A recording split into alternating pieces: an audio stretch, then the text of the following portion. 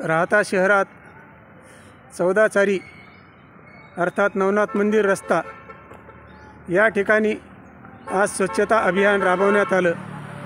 हे अभियान मुख्यतः राहता शहरात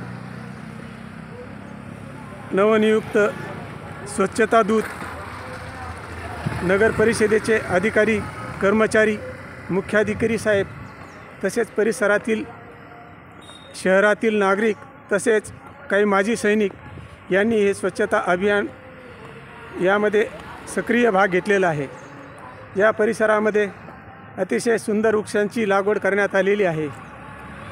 या पुढील काळामध्ये या परिसरातील सर्वच नागरिकांची जबाबदारी आहे की या डिव्हायडरमध्ये जेथे वृक्ष लावण्यात आलेले आहे त्या ठिकाणी कुणीही खाद्यपदार्थ कचरा निश्चितच टाकू नये।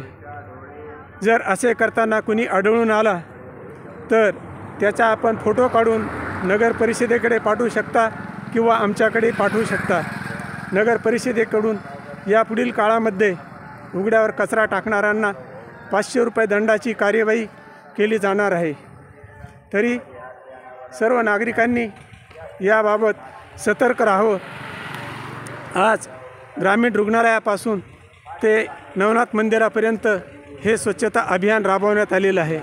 आपण बघू शकता किती मोठ्या प्रमाणामध्ये हा जो कचरा निघालेला आहे, हा कचरा यापुढील काळामध्ये पुन्हा इथे निर्माण होणार नाही। या ठिकाणी कुणीही कचरा टाकू नये अशी सर्वांना विनंती करतो। राहता नगर परिषद, राहता शहर स्वच्छ व सुंदर बनवण्यासाठी सक्रिय होत आहे। त्यासाठी सर्व नागरिकांचं सहकार्य अपेक्षित आहे। नागरिकांनी मदत केली, सक्रिय सहभाग घेतला तरच स्वच्छता चांगल्या प्रकारे होऊ शकते, हे आपण समजून घेणं अतिशय गरजेचं आहे। या पुढील काळामध्ये संपूर्ण राहता शहरामध्ये तसेच शहराच्या बाहेर विविध रस्त्यांना स्वच्छता अभियान राबवण्यात येणार आहे। तरी राहता शहरातील तरुण, सामाजिक संघटना व सामाजिक कार्य करणाऱ्या व्यक्तींनी या कार्यक्रमामध्ये आपला सक्रिय सहभाग नोंदवावा अशी आम्ही नम्र विनंती करतो। लोकांच्या सहभागाशिवाय, लोकसहभागाशिवाय कुठलाही उपक्रम स्तुत्य होऊ शकत नाही।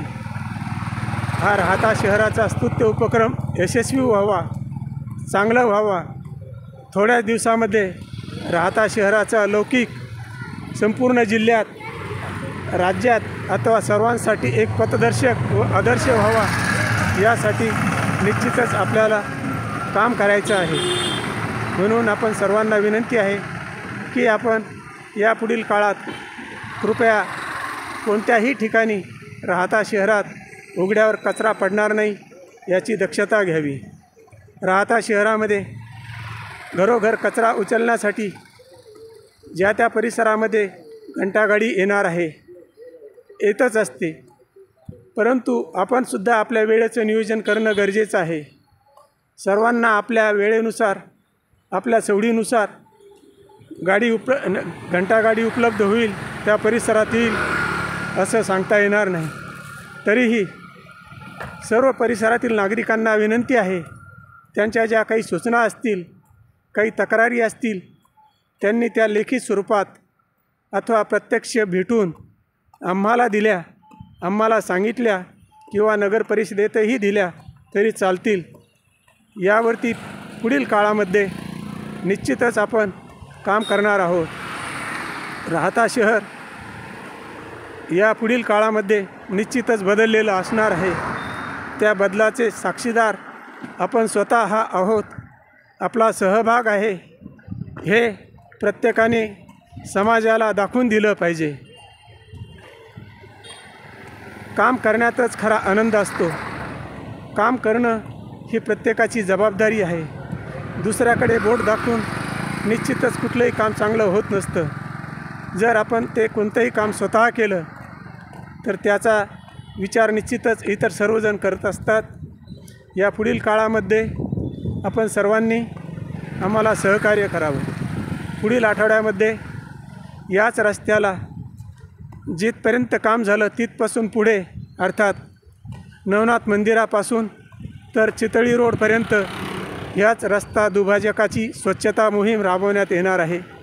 तेव्हा राहता शहरातील तमाम शहरवासियांना, राहता शहरावर प्रेम करणाऱ्या नागरिकांना विनंती आहे की आपण या स्तुत्य उपक्रमामध्ये आपला सहभाग नोंदवावा। जय हिंद, जय महाराष्ट्र। धन्यवाद।